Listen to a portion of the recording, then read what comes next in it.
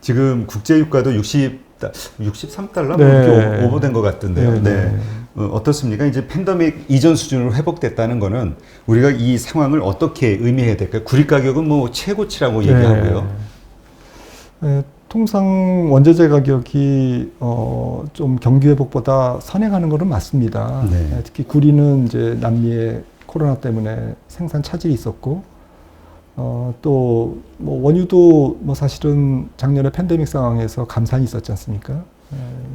그런 부분들이 사실 이 화폐적 현상, 돈이 풀리면서 땅 속에 있는 광물 가격이나 에너지 가격이 선제적으로 올라가는 경기보다 빨리 그런 현상이 광범위하게 벌어졌는데 그 정도가 제가 볼 때는 과거 경기가 돌아서는 그런 상황보다도 훨씬 더 드라마틱하고 강렬하게 일어났다는 거죠.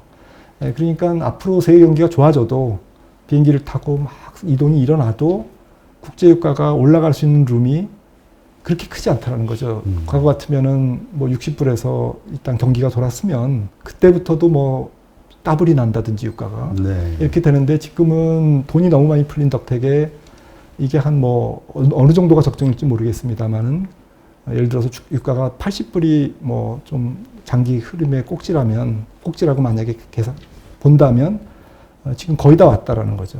뭐 한 20, 30불 더 올라갈 수는 있지만 그런 관점에서 보면 지금 얼마나 모든 자산 가격의 화폐적 현상, 자산 인플레이션이 강렬하게 일어났는지 금과 대체 화폐인 금도 대체 화폐고 비트코인도 대체 화폐인데 이게 동시에 올라가고요. 오히려 금보다도 최근에 대체 화폐가 훨씬 더 강렬하게 올라가는 현상이 뭐 그 나름의 어떤 미시적인 요인도 있습니다만은 전체적으로는 돈을 푼 효과가 안 간 곳이 없다. 안 간 곳이 없다라고 좀 저는 해석을 합니다. 그런 관점에서 보면 조금 과거처럼 경기 회복, 에너지 가격 상승, 물론 에너지 가격 상승에 지금 수혜를 못 받은 기업이 있을 수는 있겠죠. 그런 종목이 있을 수 있고 산업이 있을 수 있고 하지만 전체적으로 뭉뚱그려서 봤을 때는 올해 내년에 경기가 회복된다고 해도 그쪽에서 조금 더 업사이드가 크게 나올 수 있는 그런 가능성은 좀 제한적이지 않을까라고 생각을 합니다. 네, 그렇군요. 그 구리 같은 경우도 얘기 들어보니까 그러니까 지금 당장이 아니라 그 몇 년 후에 그 생산 것까지 다 이렇게 투기적으로 지금 사 모은 거라고 그런 얘기를 하더라고요. 근데 어쨌든 이 원자재 시장의 가격 상승 이것이 이제 그 물가에 전이되는 기간을 보통 6개월 후로 보통 말씀들 하시던데요. 그러면 이것이 우리 기업들의 실적, 그 물건값을 올릴 것이냐 아니면은 뭐 이익을 줄이면서 그냥 이렇게 팔 것이냐 이 문제인데 어떻게 보세요? 증시에 미치는 영향은 어떨까요? 네, 그래서 좋은 질문이신 것 같습니다. 그게 저도 고민하고 있는 부분이고요. 근데 전 세계 실질 수요는 저는 좀 여전히 저합 경제라고 생각하거든요. 성장률은 올해 높게 나오지만 기저효과 때문에 작년에 많이 빠졌기 때문에 생긴 효과고 실제로 GDP 금액, 투자 금액, 소비 금액 이런 금액 베이스로 보면 뭐 어떤 경우는 올라와 있고 어떤 경우는 안 내려와 있고 어떤 국가는 뭐 이미 중국 같은 경우는 소비가 좀 다 올라와 있고 코로나19 이전으로 또 미국은 아직은 못 미치고 뭐 다 국가마다 다릅니다만은 전체적으로는 한 2023년 정도가 돼야 코로나19 이전에 실질 수요 경기에 도달하는 그런 상황입니다. 기업 이익은 올해 코로나19 이전을 도달하지만 전체적인 거시경제는 그것보다는 한 2년 늦게 뭐 도달할 가능성이 지금 높아 보이거든요. 그렇다고 보면 수요는 그렇게 천천히 올라오는데 지금 말씀하셨던 코스트 요인, 가격 상승은 원자재 가격의 상승이라든지 이런 부분들은 앞서 일어났기 때문에 돈 푼 효과로 이 부분에서 마진이 조금 그렇게 예전같이 경기 회복기에 그런 관련 산업들의 마진이 그렇게 큰 폭으로 증가될 가능성이 좀 덜해 보인다라는 거죠.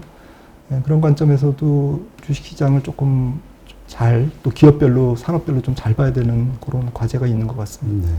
그러니까 그 많이 상승한 것을 아주 많이 사용하는 업종, 뭐 이런 기업들, 이런 것들은 좀 이익률이 떨어질 수도 있는 불리한 요소가 될 수도 있겠네요. 그렇습니다. 근데 반면에 뭐 반도체라든지 이런 쪽은 뭐 히토리와 이런 것들이 올라도 없어서 못 판다. 그쵸, 예를 지금. 들어서 없어서 못 판다 올해도 그렇게 뭐 빅사이클이라고 한다면 괜찮죠. 가격을 정가시키면 되니까. 그런데 모든 산업이 그렇지는 않다라는 말씀이죠. 그렇죠. 지금 말씀하셨듯이 지금 뭐 디램 가격이 석 달 사이에 50% 넘게 급등했다 이런 얘기도 나오고 자동차 네. 반도체는 뭐 부족하다. 그래서 부족하다. 차를 뭐 100만 대인가를 못 만든다고. 바이든 대통령이 어제 얘기했죠. 네. 그러니까 이런 반도체 근데 또 마침 우리는 뭐 삼성전자나 하이닉스를 네. 위시로 해가지고 그 반도체 산업이 확장이 돼 있으니까 어떻게 우리가 이걸 이해해야 될까요? 슈퍼 사이클은 왔다. 우리는 그 이득을 받아갈 것이다. 이렇게 이해해도 될까요? 네, 저는 그렇게 봅니다. 반도체 강국이라는 게 정말 국가적인 정말 좋은 현재 우리나라의 포지션이라고 생각을 하고요. 반도체 사이클 덕택에 좀 코스피의 하방 경직성이 뭐 올해든 앞으로든 뭐 좀 어느 정도 담보되는 것이 아닌가 이렇게 생각할 정도로 좀 반도체 사이클을 좀 긍정적으로 보고 싶고요. 제가 전문가는 아니지만 그냥 상식적인 차원에서. 그래서 좀 그렇다고 해서 코스피가 전혀 안 빠지고 삼성전자가 안 빠지는 건 아니죠. 거듭 말씀드리지만 지금 주가에는 화폐적 현상이 유동성에 의한 오버슈팅 현상이 굉장히 많이 끼어 있기 때문에 이 유동성에 조금 문제가 생긴다든지 유동성의 시그널이라고 볼 수 있는 금리 상승이 가파르면 삼성전자라는 고유의 종목, SK하이닉스라는 고유 종목의 어떠한 펀더멘탈과 관계없이 일시적으로 주가가 흔들릴 수가 있습니다. 화폐적 현상에 의해서. 이런 부분들을 좀 같이 균형 있게 봐야 되는 톱다운을 보셔야 되는 올 한 해인 것 같고요. 어쨌든 반도체 사이클에 대해서는 저는 뭐 조금 예상보다는 좀 강한 흐름이라고 생각을 합니다. 근데 그 지금 삼성전자 주가가 그렇게 별로 힘을 못 쓰고 있는 것 같아서 왜 이런 현상이 벌어질까? 보통 이렇게 시장의 기대치도 분명히 크고 또 어떤 지금 나오는 뉴스나 이런 거를 들어보면은 많이 팔리고 이익률도 높아져 가고 있는 것 같고 투자자들 역시 그러한 심리가 막 일어나고 있는데 왜 주가는 떨어지고 횡보를 할까? 그러니까 올해는 1년 전이나 뭐 지금 현재 보고 있는 이익이 달성되면 그냥 입은 파고요. 그 이상의 서프라이즈가 나와야 주가를 움직일 겁니다. 그럼 반도체도 예외가 아니다라는 거죠.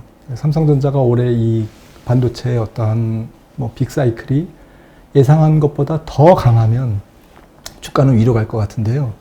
예상한 정도로 강하면 그거는 주가에 반영이 어느 정도 돼 있다라는 거죠. 그걸 정확하게 우리가 계산할 수는 없어도 저는 직관적으로 70-80%는 현재 보는 올해의 이익 전망이 다 반영돼 있다. 반도체도. 그러니까 올해는 서프라이즈를 먹고 사는 주식시장이지 그냥 밋밋한 예측지. 예를 들어서 올해는 이런 기업들이 많을 거라는 거죠. 분기 실적을 발표해서 서프라이즈가 났습니다. 사상 최고의 이익인데 주가는 그날 빠집니다. 그날부터. 왜냐하면은 그 다음이 안 보이니까. 이걸 주식시장이 미리 반영했기 때문에 생기는 가격 현상이라고 이해해야 될 것 같습니다. 명심해야 될 부분은 올해는 서프라이즈만이 살 길이다 라고 생각을 합니다. 그러니까 이미 빅사이클이니 뭐니 해가지고 우리가 가지고 있던 기대감은 이미 지난번 가격 상승에서 다 반영이 됐었고 그 다음이 무엇이냐 그거에 대한 뭔가가 확실한 비전이 나오기 전까지는 좀 이렇게 횡보하거나 이렇게 좀 지지부진할 수 있다. 맞습니다. 우리나라 기업 전체가 조금 더 글로벌 선진국의 PER을 좀 쫓아가고 또 그렇게 대접을 받고 그래서 그런 변화의 과정, 코리아 프리미엄이 붙어가는 과정이라고 저는 생각을 합니다. 그런데 그 과정이 좀 거듭 말씀드리고 싶은 것은 스테디하게 진행되는 일이지 올 단 한 해에 올해 이익 서프라이즈가 굉장히 컸다고 그래가지고 바로 선진국 증시에 어떤 저기로 들어가는 것은 아니다라는 거죠. 이익의 질이라든지 이익의 변동성이라든지 또 조금 더 글로벌한 경쟁력의 확인이라든지 이런 부분들이 뒷받침되면서 서서히 우리나라도 코스피퍼가 15배, 20배 그 이상으로 이제 가는 과정이라고 생각하는데 이거를 올해 다 달성을 하고 싶은 거죠. 지금 시장은 왜 올해 달성하면 안 되냐라고 이제 지금 항변을 할 수 있는데 올해 달성하면 할 수도 있습니다. 그렇지만 그거는 너무 빨리 움직였기 때문에 거기에 대한 반대 또 비용을 저는 지불할 거라고 생각을 합니다. 네. 그러면 지금 이제 백신 경제라는 말이 나오고 있을 정도로 이제 각국별로 이제 백신 접종을 해나가면서 그거에 따른 어떤 뭐라 그럴까요? 그 경제적 효과 네. 이런 것들이 이제 슬슬 눈에 가시화가 일어나고 있는데 지금 한국은 아직 좀 이렇게 좀 늦죠. 네. 어떨까요? 이게 코로나 백신 접종이 뭐죠? 이스라엘 같은 경우는 상당히 그 뭐 96%인가 그 예방률이 뭐 그렇게 된다고 뭐 그런 얘기도 하시더라고요. 그러니까 효과는 있는 것 같은데 이게 과연 그 접종이 완전히 좀 많이 되면서 그 경제와 관련된 어떤 그 사이클이 어떤 식으로 변화가 있을지 이거에 대해서 많이 좀 궁금해하죠. 네, 뭐 일단 국별로 좀 편차가 많이 벌어질 거다라고 네. 지금 보고 있지 않습니까? 특히 신흥국 같은 경우가 그런 보건의료 체계도 좀 미흡하고 뭐 IT 이런 것들이 발달이 안 돼서 백신의 유통뿐만 아니라 접종 과정에서 상당히 좀 더디게 진행될 가능성, 또 국토 면적이 큰 국가들 이런 국가들일수록 그렇고요. 네, 그래서 국별, 특히 선진국과 신흥국의 격차는 전 세계 경제에 어떠한 조금 더 빠른 정상화를 저해하는 요인이지 않습니까? 네. 선진국만 접종했다고 단순히 뭐 여행은 갈 수 있어도 그 이상의 좀 상거래라든지 이런 부분들이 아무래도 위축될 수밖에 없는 거고요. 이제 이런 부분에서 조금 생각한 것보다는 우리가 지금 보는 것보다는 코로나를 벗어나면서 생기는 경제 활동의 정상화는 조금 더 길게 완만하게 진행될 가능성이 있다라고 저는 글로벌 경제를 보고 있고요. 네. 또 한 가지는 뭐 앞서도 좀 말씀을 나눴지만 결국 금리와 물가 상승의 문제인 것 같습니다. 저는 최근에 유로존의 뭐 독일 국채 금리라든지 이런 것들이 뭐 최근에 7bp 0.07% 오르고 이탈리아 국채가 뭐 20bp 오르고 물론 부채가 많아서 이런 부분도 있지만 내년에 결국 유로존의 물가 상승과 그리고 금리 상승이 굉장히 큰 이슈가 될 거라고 생각을 합니다. 그게 좀 앞당겨 줄 수도 있고요. 네, 그래서 결국 유로존마저 가장 그 디플레이션 압력이 큰 지역이지 않습니까? 네. 이 지역이 인플레이션 압력으로 이제 바뀌는 그런 과정에서 전 세계 금리가 한 번 더 뛸 가능성, 올 연말이나 내년에 이 부분이 그 코로나로 인한 어떤 저금리와 과잉 유동성의 효과를 똑같이 반대로 접어서 불편하게 만드는 자산 시장을 굉장히 위협적인 요인이라고 생각을 합니다. 이 부분 두 가지 부분을 염두에 두면서 좀 지켜봐야 될 것 같습니다. 네. 그러니까 하여튼 우리가 그 뭐라 그럴까요? 이렇게 만만한 건 없네요. 하여튼. 네, 근데 너무 걱정이 많으면 또 투자가 안 되죠. 네. 근데 그냥 뭐 이런 게 있다라고 정도로 생각하시고 네. 계속 그러면서 뉴스를 업데이트 하시는 게 좋을 것 같습니다. 그러니까 보니까 결국은 그 믿을 거는 이제 그 말씀하신 대로 실적. 네. 이제는 정말 그 우리 전에 그 뭐죠? PDR. 네. 드림 꿈을 먹고 사는 이게 아니라 이제 실제로 매출이 얼마나 늘어나고 이익이 얼마나 좋아지고 있는가 이런 거에 좀 포커스를 맞추면 그래도 리스크를 많이 줄일 수가 있겠네요. 네, 아니면 시장 점유율의 서프라이즈라든지 뭐 실적은 아니더라도 내지는 뭐 새로운 어떤 패러다임을 뭐 예를 들어서 또 다른 어떤 공정을 개선했다든지 네. 네, 그래서 시장 지배력을 강화했다든지 기술주들은 그런 게 중요하지 않습니까? 네. 뭐 바이오도 그렇고 그렇죠. 그런 쪽의 뉴스에 조금 더 관심을 두시는 게 이 기업이 정말로 좀 우리가 예상한 것보다 더 성장할 거냐 그 서프라이즈에 좀 초점을 두시는 게 좋을 것 같습니다. 네. 뭐 해주신 말씀대로 이렇게 우리가 투자하면서 잘 참고하고 네. 이 숙고를 하면 상당한 인사이트, 투자의 어떤 맥을 잡을 수 있지 않을까 저도 그렇게 생각이 들고요. 근데 마침 여기 또 쓰신 책 네. 주식의 시대, 투자의 자세 여기 보면은 우리가 이제 주린이들이 봐야 되는 어떤 투자의 관점에 대해서 이제 언급을 하고 계시잖아요. 근데 저는 이거 보면서 이런 질문이 생기는데요. 새로운 주식의 시대라는 말씀을 네. 하셨단 말이죠. 네. 새로운 주식의 시대. 이게 뭐 어떤 걸 의미하는 건가요?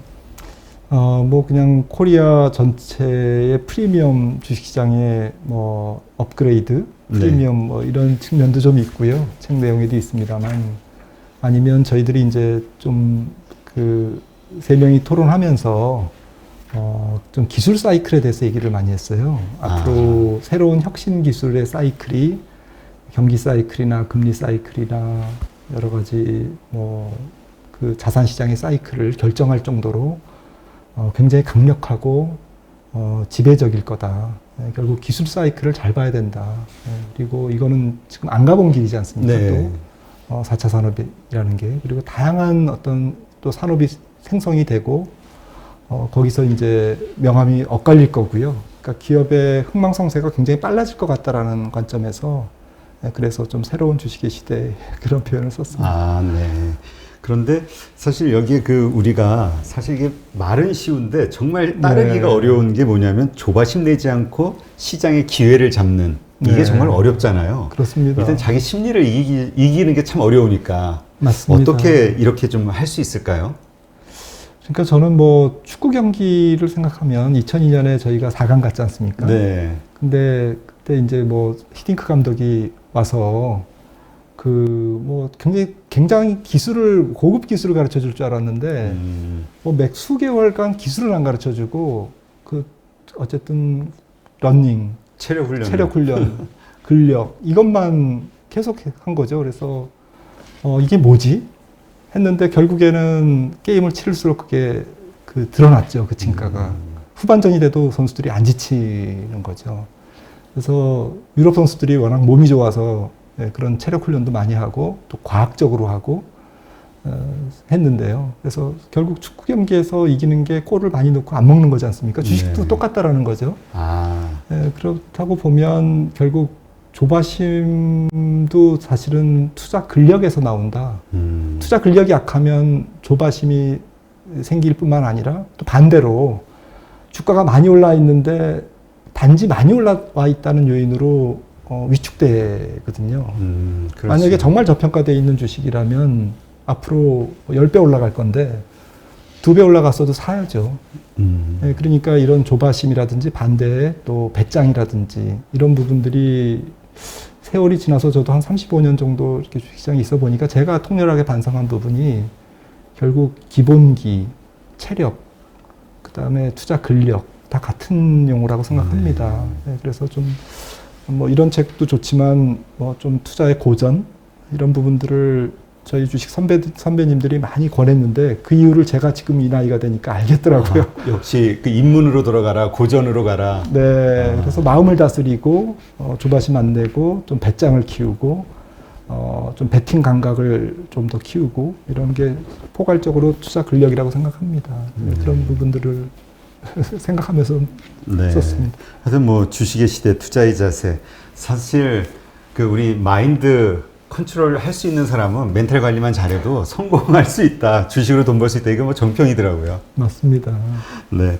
네, 오늘 또 하여튼 저는 우리 김환진 박사님을 뵈면은 내생남 같으셔가지고 말씀을 나눌수록 막 이렇게 가지고 계신 인사이트가 술술술 나오셔가지고 저도 막 대화를 나누다 보면 자꾸 궁금한 게 막 생겨요.